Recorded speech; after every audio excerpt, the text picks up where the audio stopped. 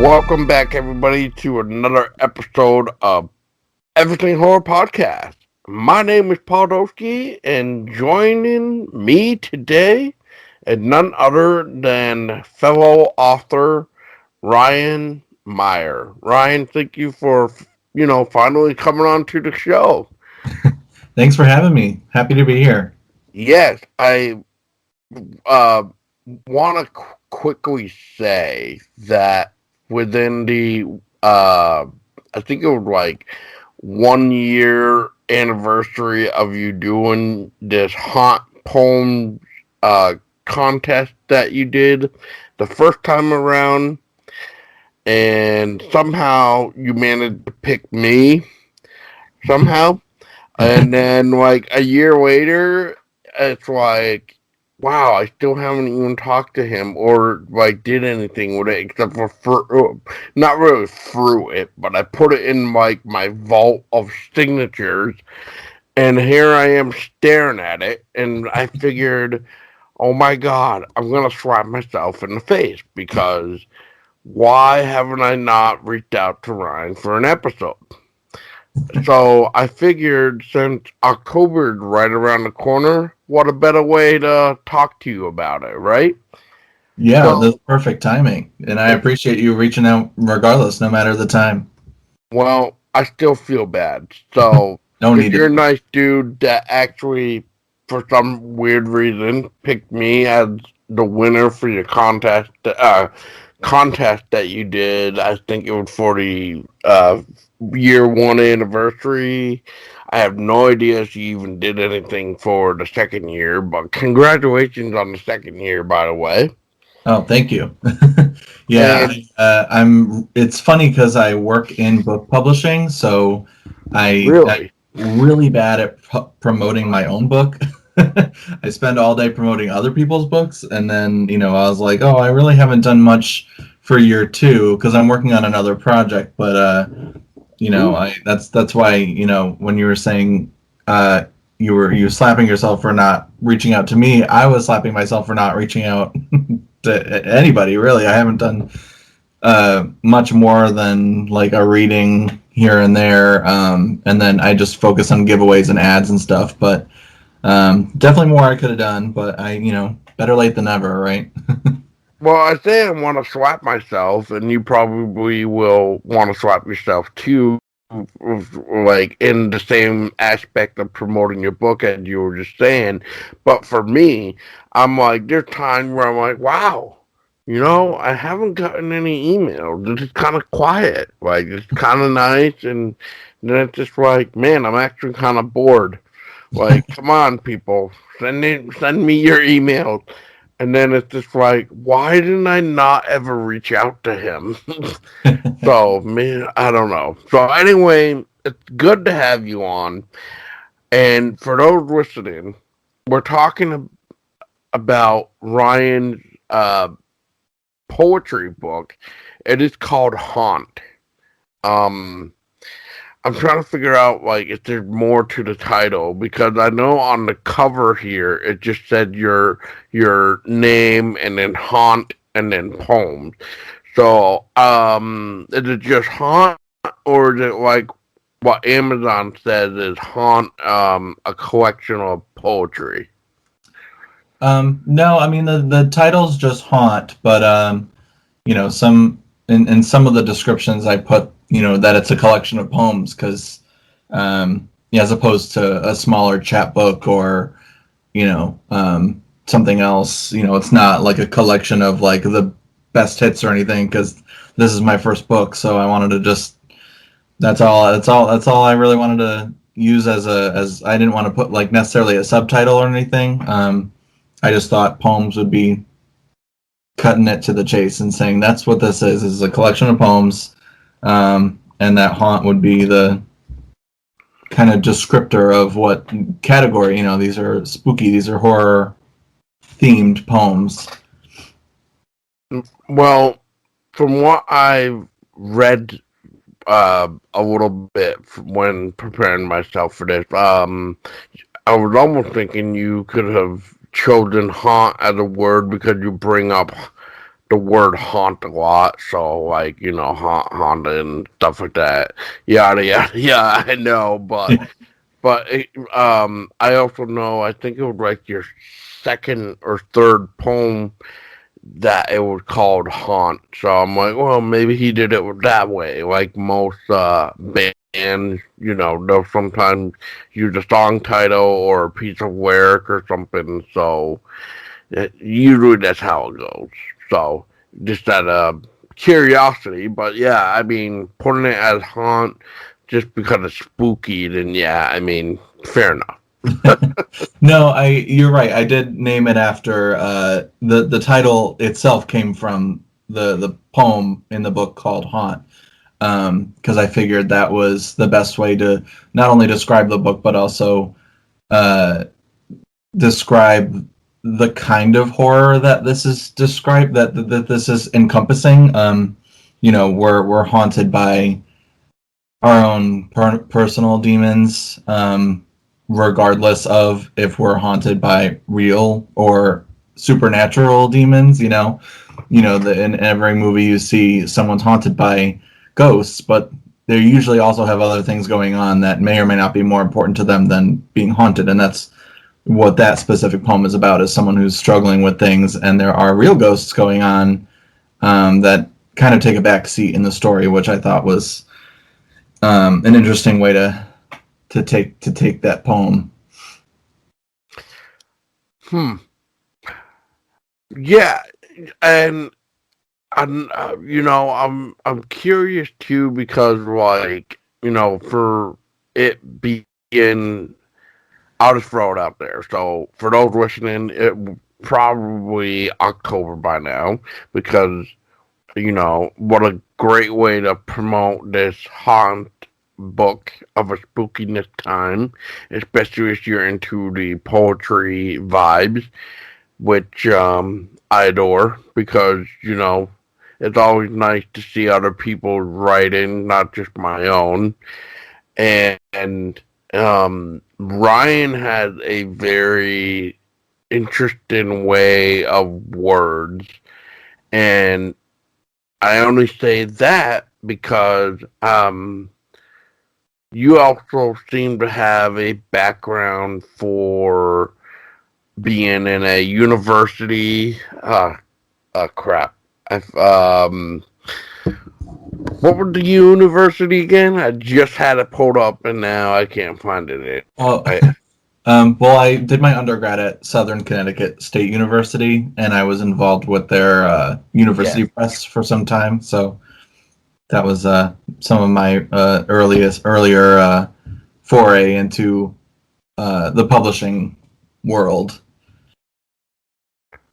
So, real quick, Ryan, for somebody like me, a little bit. We talked a little bit like within the year and so and stuff like that. But for those that don't know you, um, tell us a little bit about yourself. So, like, you said you're graduating from the university here, where you are, and so like, what made you want to be like a first off an author, and you say you published or not publish well, you technically do like a publishing thing for other people. So I guess like yeah. So how did Haunt really start?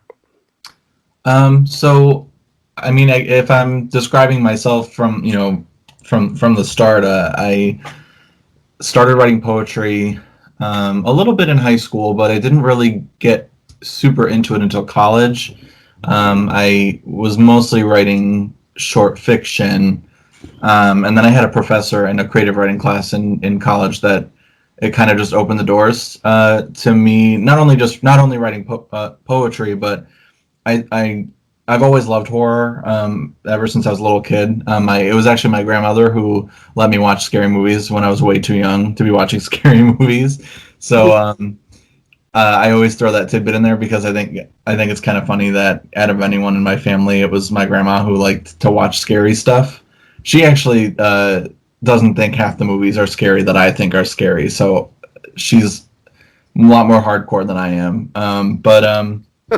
She yeah, and the teacher that I had was he's great, and he's one of my biggest inspirations. But he told us that he didn't want to see like genre writing. He didn't really want to read about ghosts. He didn't really want to read about um, vampires and stuff like that. He wanted to read like real people's real stories and real struggles. And I was like, I don't want to write that. I want to write what I want to write. Who cares? But it kind of forced me to think about how people act and the things people really go through.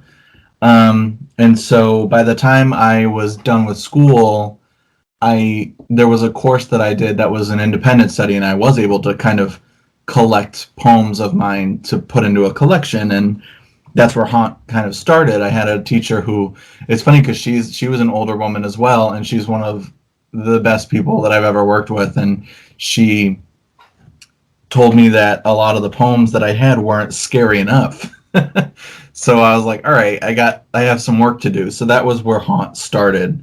And now here I am with Haunt done and out there, and I actually work for a publishing company in marketing. So it kind of all came full circle for me.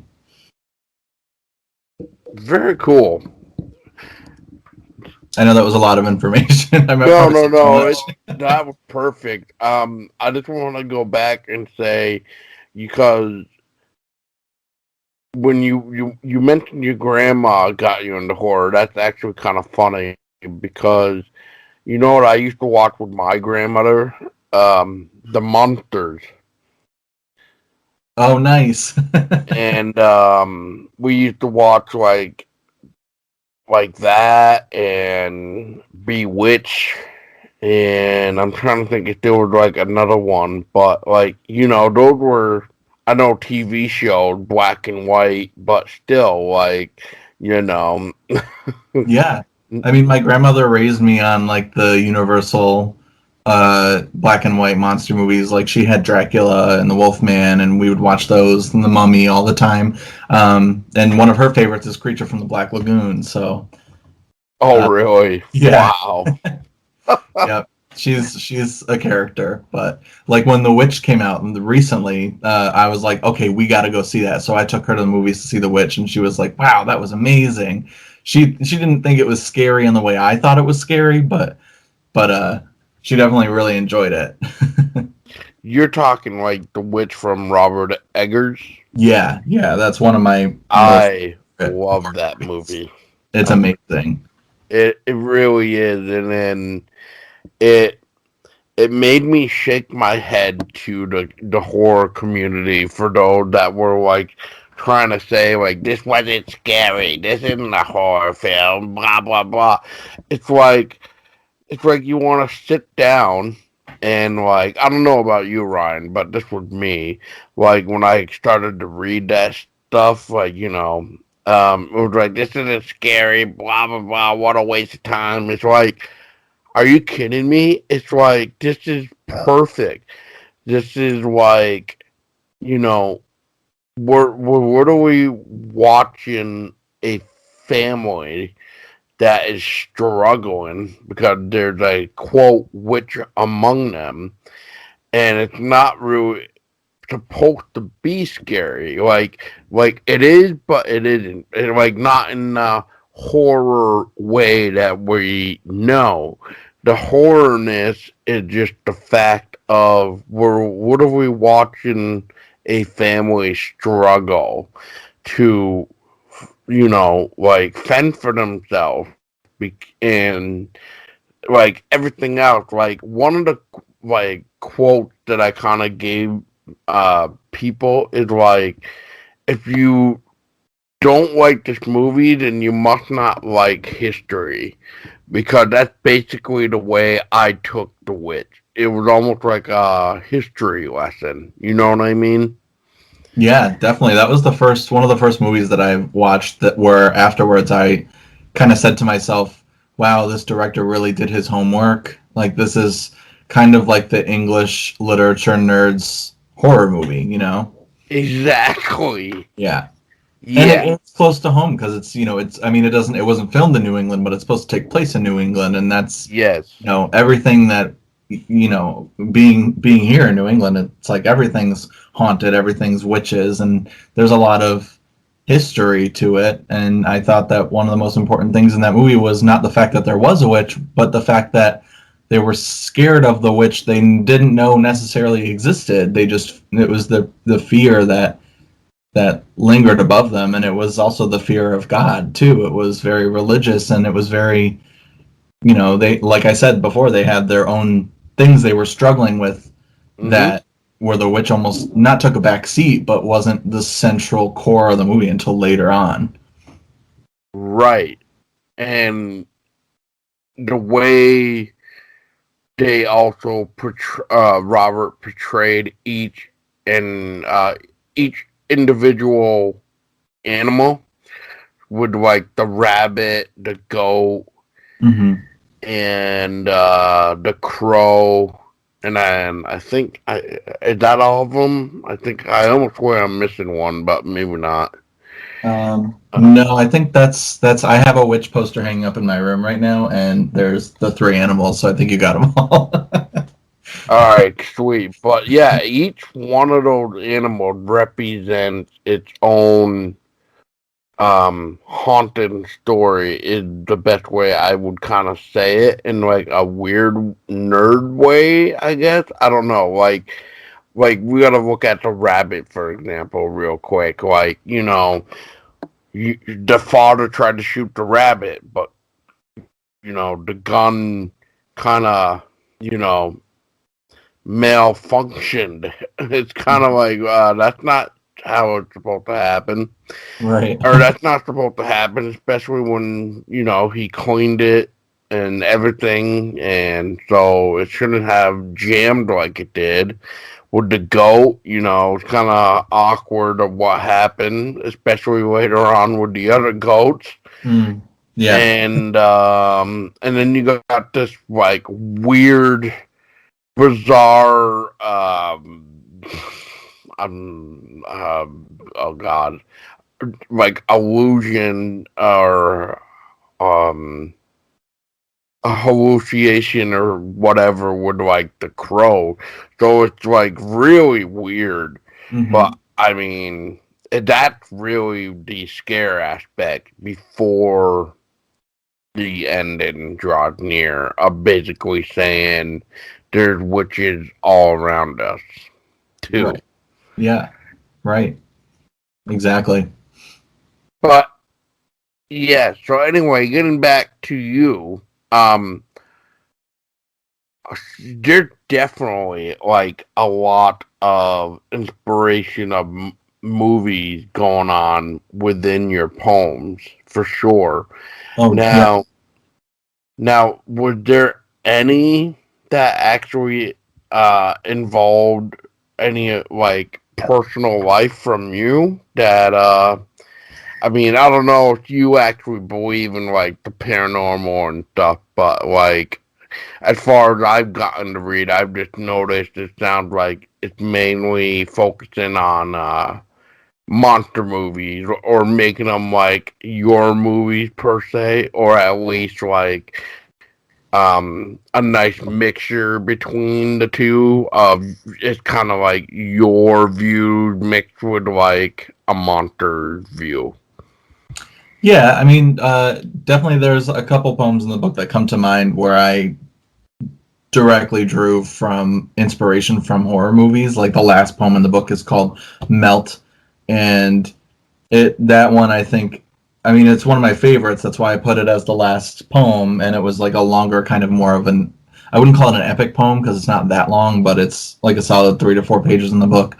But it's in a cold environment, so, and it involves an alien, so I definitely drew from The Thing. That's one of my favorite horror movies, but it's similar to the theme that I had going on, where this guy finds this alien and he isn't afraid of it. It's not what's scary to him is this person that he's in love with, that he knows isn't right for him, and he can't have. And I think everyone has experienced that in some shape or form. Is um, loss in a way, like loss of love, and not necessarily loss of someone, but you're yearning for someone who you can't have. And so I had that kind of be the main focus of the poem, even though there is literally a monster in his hut on the lake, you know. And so that's why I want, I do blend reality and fictional inspiration for a lot of these pieces. Like there's a poem called "Hum" in the book, Yep, and that was a good one. that's yeah, that's definitely I drew definitely from Carrie for that one about being locked in the closet. Okay. So, yeah, so there's little bits and pieces everywhere, and there's a poem in here called "Occasionally the Moon," and actually that's one of my favorites because if you read it, you could probably there's probably like a checklist. I should probably put an official checklist of all the movies I reference in there. There's like a wide array of movies from Aliens, Independence Day to Poltergeist. So it's one of those like, can you find them all kind of poems. So Oh, nice. that's something fun to look through. I also enjoyed, not to cut you off, but Yeah. I also enjoyed the one that's called "But You Won't Love a Ghost" Yeah. Mm-hmm. Thank because you. that reminded me a little bit, and I'm trying to remember the year it came out, but for some weird reason, that reminded me of the movie called A Ghost Story. I've actually never seen that one. Is that the one with Rooney Mara Uh, from Girl with the Dragon Tattoo? I think that's an A24, but I think I know what you're talking about, but I haven't seen that one. So that's interesting. yeah, basically that was the one for listeners. That uh, that's with Casey Affleck and Hmm. Rooney Mara. I Yeah. think that's the Yeah, one definitely. you're asking. Yeah, I recognize that one. I have that on my list, but I haven't seen it yet. Oh my god, I enjoyed that. I mean, it's a little bit of a slow burn, but the the the message behind that one was like really astonishing, especially if you love movie soundtracks. I Mm. would highly recommend a Ghost Story soundtrack. Like my fiance and I purchased the soundtrack, and after the movie and stuff, like we did an episode on a Ghost Story because that's how much we enjoyed it. And then like for the month of October, or whatever, it was like that soundtrack never left our car because that's how much we enjoyed it. Oh wow. And yeah, I mean, it just it's I find a ghost story is like it comes so close to be hitting your heartstring to the point where it's like it's kind of like what we were just talking about with the witch. It's not like scary, but with a ghost story, it's like the same thing. Like it's not scary, but the way they did it, they portrayed the story aspect.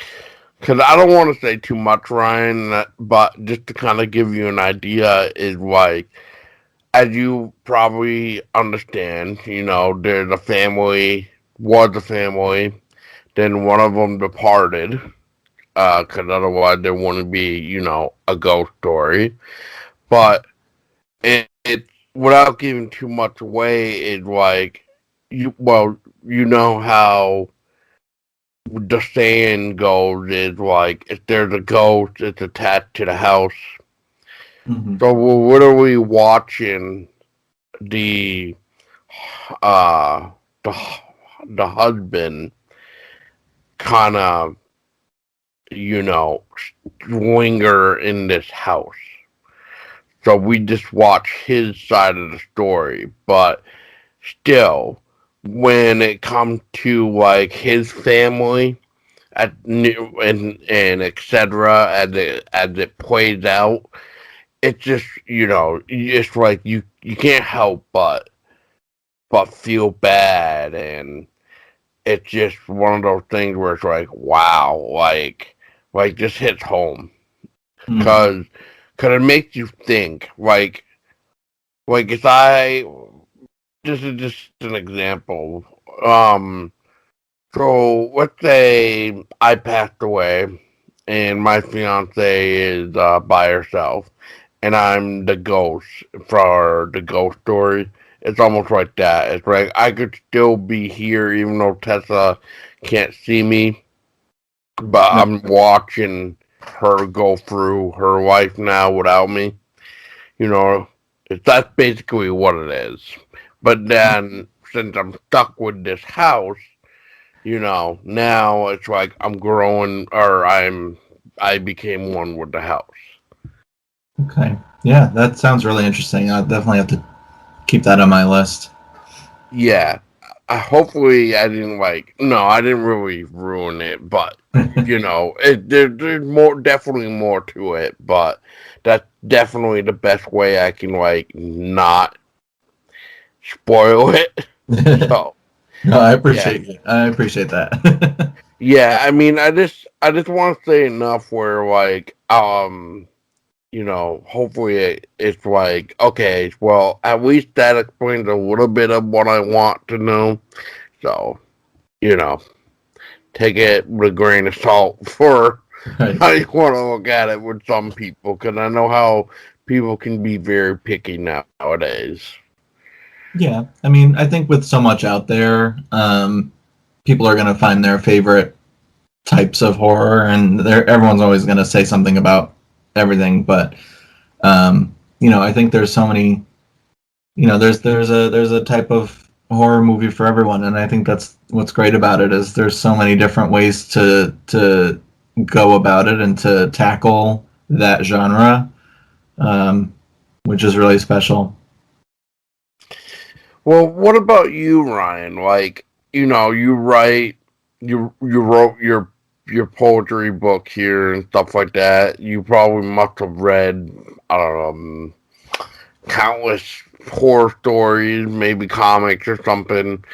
But and God knows probably how many horror films and shows that we've seen.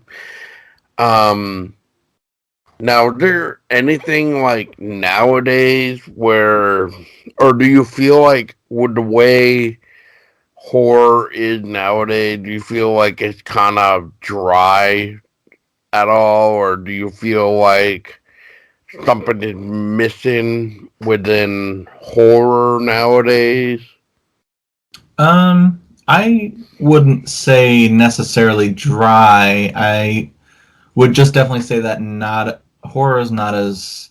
I actually think it's less mainstream now than it was back in like the 70s and 80s. Like you don't see horror movies in the theaters as much anymore. Um, and I can't really speak much to the film industry because I'm not really in that world, but I think it's a lot more indie voices now, and a lot of the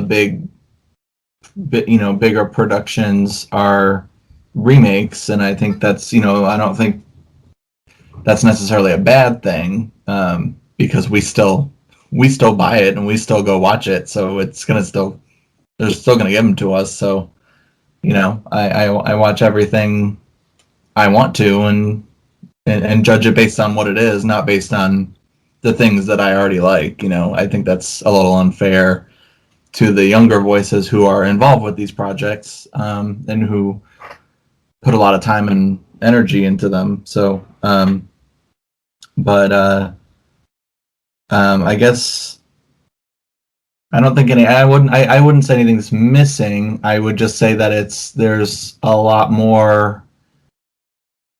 Honestly, I think there's a lot of the horror genre in everything else at this point. Like a lot of the music I listen to, there's a lot of horror influence that I see. like this book, I have a couple uh, poems that are inspired by music and bands that I listen to that have that influence. So I just think that it's kind of permeated every sort of medium, if that makes sense. Okay, I think I understand what you mean, but like, if you want to elaborate more too on like the music aspect, I guess, of what you're talking, like I get trying to point out just a little bit more. Yeah, I guess the my favorite example of where music is inspired by horror, but not necessarily horror music. You know, if that makes sense. Like it's not like so. One of my favorite bands is Chevelle, and lately a lot of their music is very horror based. Like Black Phillip from The Witch is on their latest album cover, so there that's a little more out like in your face there, and it's great. It's an amazing album. But one of my favorites songs of theirs is called Highlands Apparition, and it's an acoustic song, and it's a very beautiful and sad song. But when you read the lyrics and you know what the song's about, it's about a haunted house. It's about a house that has a ghost in it, and it's scary. And the words are striking and very visual. And it's something that when you're listening to the song, you're like, this is like beautiful and kind of like heartbreaking in a way, but and I love that where there's like a dichotomy where something's very like pretty and nice to hear or listen to, but what it means and what it's trying to say is a lot darker and a lot scarier. And that's kind of what I went for in this book. I wanted it to flow and have great rhythm and you know roll off the tongue, um, but it means you know it's they're scary. The images and the things that the words are saying are scary and invoke fear. Okay, that makes a lot more sense. And you said Chevelle Yeah, has this yeah, new album. yeah. Their last two albums. The newest album was the North Corridor, and they have like a song about cannibals. They have a song about witches. You know, Hmm. yeah. They have a song from a previous album about Ouija boards. So I was like, oh, I'm definitely in with this. I've always loved them, but it's fun to see them doing stuff like that when Huh. they you know when they're such a popular band. You know. Yeah, I'll have to check that out. I didn't even hear about that, so interesting. Yeah. But yeah, for something like that, yeah, that makes a lot of sense. Yeah, that's the type of stuff I actually enjoy too with music too, where like it doesn't necessarily have to be just horror genre for sure. But I mean, look at all these bands that make a song based off, you know, uh, based off of real, true events. And it could be acoustic, it could be a heavy metal song, it could be one of their slowest, but still, like, if the lyric can hit you in a haunting way of almost like a wake up call of reality, yeah, that's very horrorish to the point where it's like, holy crap. And especially with like what you just said with Chevelle, it's like I remember with Chevelle with what was their hit, Red. Yeah. Hmm. And like look at what that song's about. Like that's horrifying of like what it's really based off and stuff like that. And it's just yeah. So I have to check when I get done with this interview. I'm gonna have to look up Chevelle now. So, Yeah, definitely. You but have to let me know what you think. oh, I will. I'll let you know for sure. And I guess like out of curiosity, Ryan, is so how long did like your book here for Haunt? Uh, did it take you a little bit? to write all these, or were these like some of your works that you've had since high school? Because I know you were kind of mentioning that, or were this all kind of like a fresh start after or during college? Some of these poems I had kind of floating around through I guess early college. I like I said, I didn't really write all that much in high school, not poetry at least, but I didn't publish it until 2018. So I graduated in 2016. So I had some time to figure out which poems I wanted in the book and which poems, I um, some of the later ones that I crafted were in the book. I have like five sort of interludes that are just numbers. The titles are just numbers. Yep. And they started as one poem that I kind of worked about and I split it into five pieces. So when you read them all together one after another, they're sort of supposed to read as one Like one like chapter. one continuous poem. Like if you put them all together, and Oh. there's and it starts with someone feeling a presence, and then by the end it's a much grander scale. Like there's something going on that's bigger than just one person, like oneself. So I won't say what because they're short, so I won't say like what they're about because it'll spoil it. But um, yeah, it's one of those things where you don't where I was trying to do something cool and have interludes, but also if you put them all together, they make one complete piece. Now, were there any type of pieces that you have in the book that come to mind where you remember it took you a while or it made you want to rewrite it a few times just because it wasn't really coming out the way you really wanted it to, or did you just or would there this is like I guess a two question thing. So would there like any that you had to rewrite a couple times, and then two, were there actually some poems that were in this book of yours that you actually pulled out because of the fact that maybe it just wasn't quite fitting into the way of the book of how you originally planned? That's a good question. I would say that applies more to the book I'm working on now because it's the one I'm working on now actually isn't horror. It's a lot more personal. But Hmm. I'm trying to think. I know. It's tough. Actually, yes, there is one. In the book, there's a poem called "The Gusts of a Tempest," and that I actually workshopped in class at school, um, and it was a completely different poem. I'm trying to take a look to see what comes to mind. Yeah, so that poem is kind of that one's really based on Dante's Inferno. I don't know if you read the Inferno, but it's kind of like at the beginning he just kind of wakes up and is in some sort of strange forest and he's being guided by someone, and that's how this poem starts. But originally he wakes up in kind of a like an empty wasteland kind of thing where it's kind of like there's nothingness and he's just walking through nothingness trying to find his way out.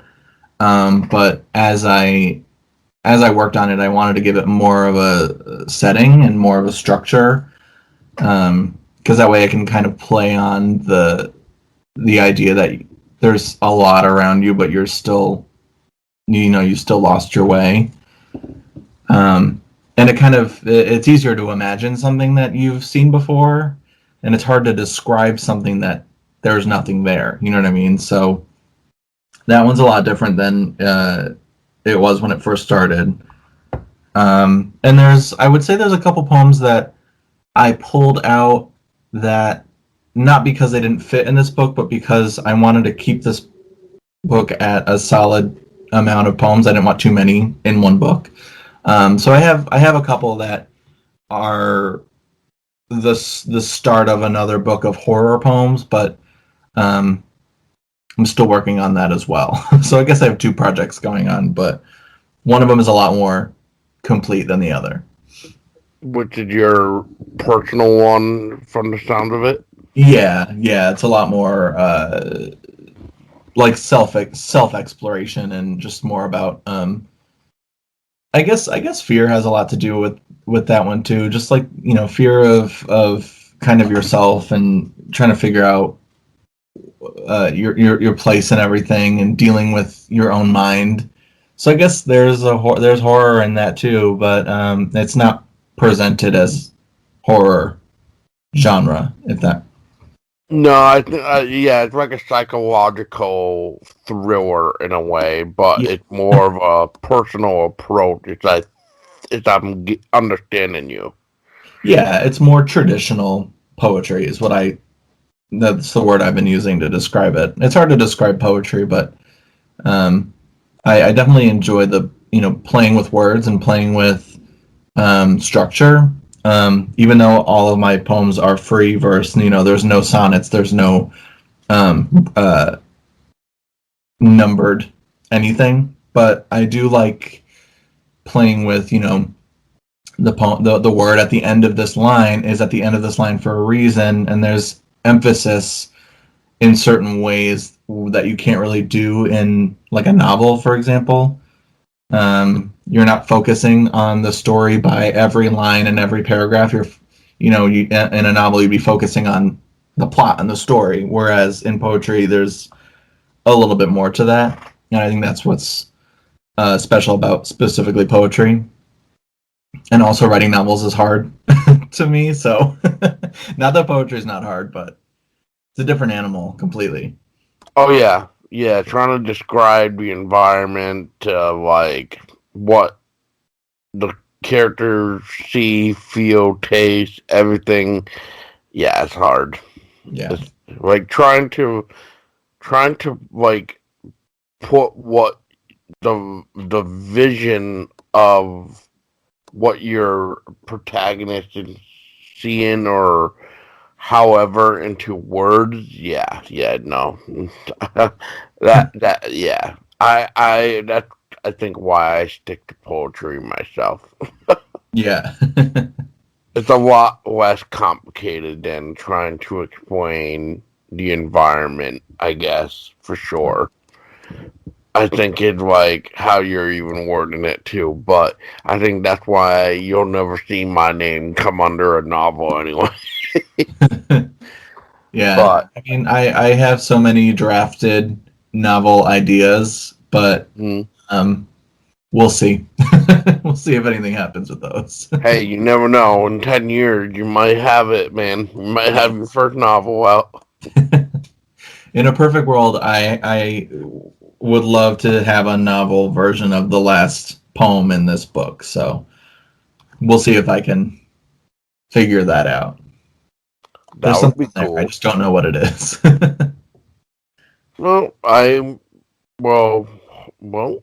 I mean, you just never know. You just start off small, and then when you need to take that break, just take that break because Yeah. yeah, I mean, one of the best things that I do too, and I don't know if you do it too, is what I'll do what I'll call the rough draft, and then I'll let it sit for uh weeks, months, years, and then I'll come back, try to reread, try to figure out what I was trying to go with, and who knows, sometimes with a fresh mindset, you can like either make it better, bigger, smaller, even just because like at the time you just felt like you just couldn't quite figure out how to do it. But then now that you let it sit for so long and you came back with that fresh start, it's like, okay, now I'm ready to finish this. Right. Yeah, that's one of my rules. to myself as a writer is don't delete anything. Even if you have one sentence in a Word document on your computer and you don't think anything's going to come of it, just save it anyway and keep it. You never know when that one sentence will inspire you to do something, even if it's not something on that document. If it's inspires something, if you want to pull from that for something else, you never know what's going to come in handy and what's going to be that spark. You know. And I will fully back up what you just said. Yeah. I actually have a document that is called unused lyrics. And what I'll do is I'll put whatever I'm supposed to be saying, or trying to figure out what to use it for in quotation, and then I'll kind of line break it. So I'll like let's just say something above the one I just put into this new document. So exactly. So like um perfect example I can give is there was one pair I wrote this like one paragraph thing one time, and I don't have my book in front of me right now, unfortunately, but it was like a 4 or 5 line little paragraph. And so I just put it under the whole unused lyrics part. So Mm-hmm. that way, like, if I ever want to come back to this, I can just grab it and throw it into whatever I want it for. Kind of like what you're talking about. So I started writing I want to say it was like my third book. It was called Enemy of Everything. And I want to say that unused lyric that I put into that document of mine ended up becoming part of a piece that I think it was called like Dracula or something. I can't.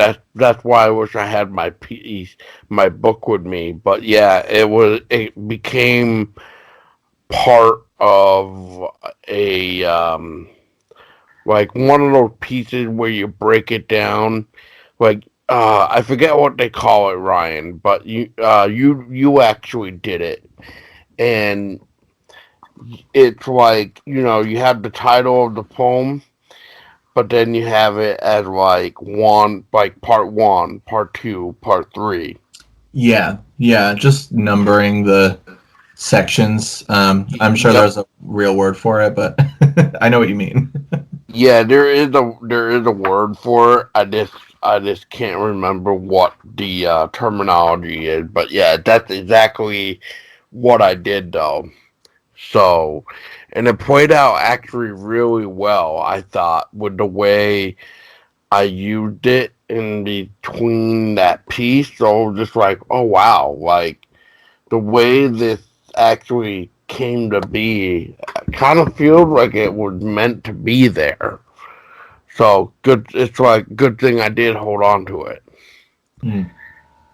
Right. Yeah. I mean, it's always interesting to see the way different projects work out. It's never the way you think it's going to work out. No, but then that's the fun of creating too. Yeah, for sure. Definitely. Now, I don't want to take away too much more of your time, but like, so is there anything more you'd like to talk to us about your project that you are currently working on? I know you kind of stated a little bit, but is there any more that you'd like to give us a teaser of? I know you mentioned like this personal project of yours that's not really horror, but it's like a personal thing, or you did mention that you kind of want to start like a haunt poetry volume 2, or however you'd like to look at that or something. Yeah. I haven't told anyone publicly, at least, the name of my next book, but I will. I can reveal it today. It's something I always told myself I was going to do was name one of my books after a Deftones song. So the next book is going to be called Tempest after one of their songs off their not their most recent album, but one of their other albums that I'm pulling the similar themes in terms of a dichotomy between um, like the beauty of sound or the beauty of words and rhythm and music in poetry versus the subjects being a lot heavier and so that's something that I've always been inspired by, and I think Deftones captures that really well. So that's my ode to them. Is the next book's gonna be called Tempest, and that's named after a Deftones song. That's not from their White Pony album, is it? No, it's from their Koi no Yokan album. I think I just butchered the title pronunciation, but the album that has Leathers on it and What Happened to You. Those are some of my favorite songs of theirs. That one was more recent of their albums, but one of my Okay. favorites. Yeah. Well, I okay. Well, there you go, folks. Sounds like Brian just gave us a exclusive reveal of the next title that he's working on. So there you go. You're welcome. And yeah, wow. We got some heavier, well, maybe not darker stuff, but you know, like heavier stuff to really focus on. And I bet it'll be great because, like I said, Ryan's writing is really unique. I will say from reading what I've read so far, and he definitely has a way of capturing a nice picture of some stuff that's going on, whether it be in like a dedication to one of its favorite horror films or something, and I can only imagine what this heavier stuff is gonna be like because I can't really quite say yet. So I don't know. Haven't seen it yet, and nobody had, from what I know. So, No, not but yet. yeah, exactly, not yet. But Ryan, before I let you go, is there anything else that you'd like to share or promote or mention that I didn't say that may be worth sharing about Haunt or anything at all? Um, the only thing I'll say is that it's available on my website, and it's called nothingpeak.com. Also named after one of the poems in Haunt, so you'll Yes. know what I mean when you get to that part of the book, if you haven't already. Um, I think that's the one that was numbered, isn't it? Yeah, that is. Yeah. Then So, yes, yep, I did get to that part. yeah, you can follow me on there, and that's all my updates are. All my social media is on there. So, if anyone wants to follow and see when I update for my next book, hopefully will be soon. But it's been a little quiet lately, but I've been hard at work. Awesome, Ryan. Well, I appreciate your time, and if this does go up around October, it's been a spooky pleasure of chatting with you. If this goes up beforehand, well, people, I guess this should be a nice little surprise, little trick or treat type of thing for you all for the taste of the fall holidays before October rolls around the corner, and it'll be just in time to scare your little monsters underneath your bed away and hopefully run to the closet because that's where naughty little boys go. So, and yes, I did read that one too. But Ryan, thank you so much again for your time. It was a pleasure, and hopefully, sometime down the road again, we can talk more about horror or something horror related, or maybe not even horror. Maybe we can just shoot the, shoot the chat about something else. Who knows?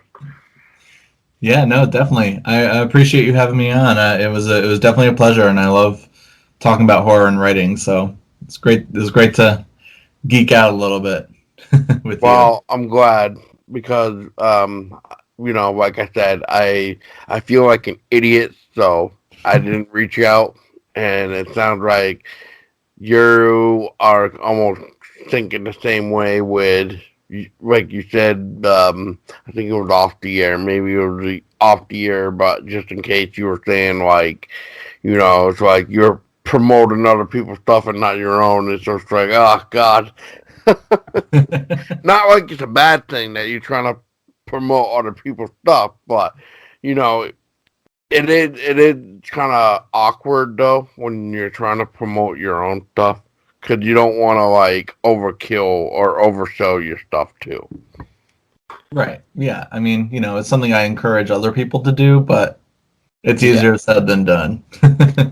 Oh yes. So once again, thank you, Ryan, for your time. For everybody else, check out Ryan's work, nothingpeak.com, where all the links and social media are. There will be links in the description below. And until next time, everybody, um, don't go creeping into weird places all by yourself because you know what? You just never know what is working for you in those shadows to get dragged down into the depth below, and you will just burn for all eternity, for all I know. So, on that note, have a wonderful evening and stay scary.